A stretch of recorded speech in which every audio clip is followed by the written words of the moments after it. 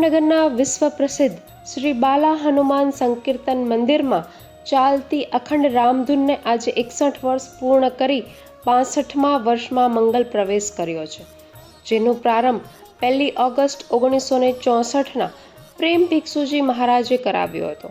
ત્યારે ગમે તેવા સંજોગો હોય, ભૂકંપ, વાવાઝોડું કે કોરોના મહામારી, તો પણ આ અખંડ રામધૂન સમાન ગંગા અવિરત વહેતી રહી છે।